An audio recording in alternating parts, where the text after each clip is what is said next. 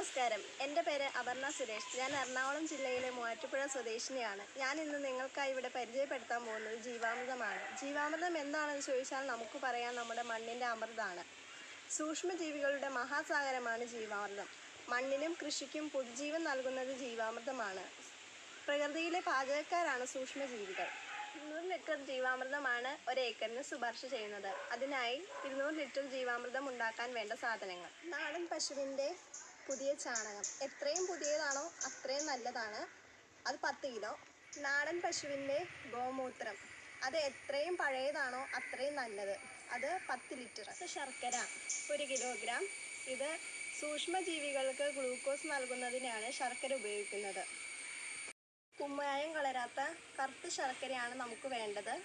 അതിന് പകരമായിട്ട് അളിഞ്ഞു ചേരുന്ന പഴവർഗ്ഗങ്ങൾ നമുക്ക് ഉപയോഗിക്കാവുന്നതാണ്. മാമ്പഴം, ചക്കപ്പഴം, പാളയക്കോടൻ പഴം എന്നിവ ഉപയോഗിക്കാവുന്നതാണ്. ഇരട്ടപ്പരിപ്പ് 1 കിലോഗ്രാം. കടല, ഉഴുന്ന്, പയർ ഇവയെല്ലാം ഉപയോഗിക്കാവുന്നതാണ്. അതുപോലെ തന്നെ ചക്കക്കുരു പൊടിച്ചതും ഉപയോഗിച്ച് ചേർക്കാവുന്നതാണ്. ഇത് സൂക്ഷ്മജീവികൾക്ക് അന്നജം കൊടുക്കുവാൻ വേണ്ടിയാണ് ഉപയോഗിക്കുന്നത്.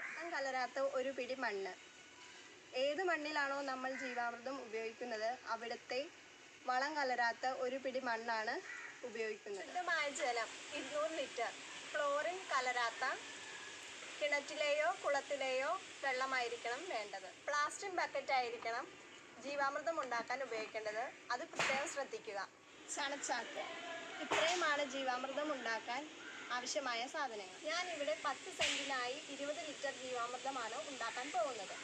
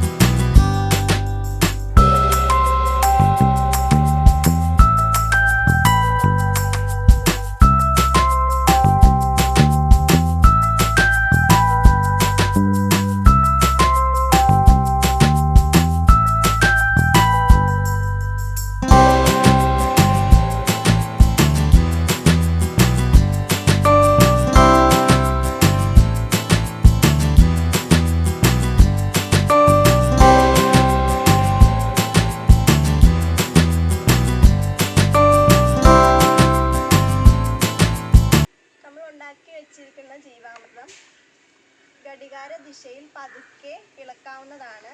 ഇത് രാവിലെയും വൈകിട്ടും നന്നായി ഇളക്കി കൊടുക്കുക. 3 ദിവസം വരെ ഇത് രാവിലെയും വൈകിട്ടും ഇളക്കാവുന്നതാണ്. പ്രകാശം വന്ന് പതിയാതിരിക്കാനും പുളിച്ചു തുടങ്ങുമ്പോൾ ഉണ്ടാകുന്ന വാതകങ്ങൾ പുറന്തള്ളപ്പെട്ടു പോകാനും പുളിക്കുമ്പോൾ ഈച്ചയുടെയും കൊതുകിൻ്റെയും ശല്യം ഉണ്ടാകാനുള്ള സാധ്യതയും ഉണ്ട്.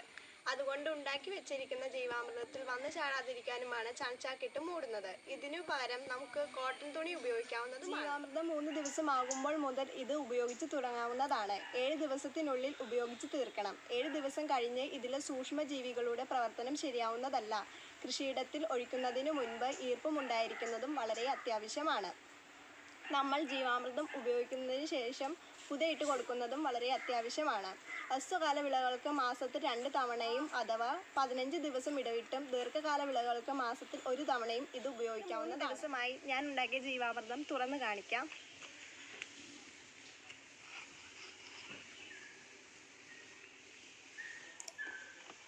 ഇതിന് യാതൊരുവിധ ദുർഗന്ധവുമില്ല. ജീവാമൃതം 5 ഇരട്ടിയോ 10 ഇരട്ടിയോ നേർപ്പിച്ച് ചെടികളുടെ പ്രായവും വളർച്ചാ രീതിയും അനുസരിച്ച് ഒഴിച്ചു കൊടുക്കാവുന്നതാണ്. അമൃതം ഉപയോഗിക്കുന്നത് വഴി ചെടികൾക്ക് വേണ്ടുന്ന എല്ലാ മൂലകങ്ങളും ചെടിക്ക് ലഭ്യമാക്കാൻ സഹായിക്കുന്നതുമാണ്. കൂടാതെ രോഗങ്ങളിൽ നിന്നും കീടങ്ങളിൽ നിന്നും ചെടികൾക്ക് പ്രതിരോധം ലഭിക്കുന്നതുമാണ്. ഇത് എല്ലാവർക്കും വീട്ടിൽ ഉണ്ടാക്കാൻ പറ്റുന്ന ഒരു ജൈവവളമാണ്. ജീവാമൃതം മണ്ണിൻ്റെ അമൃത് തന്നെയാണ്. നന്ദി.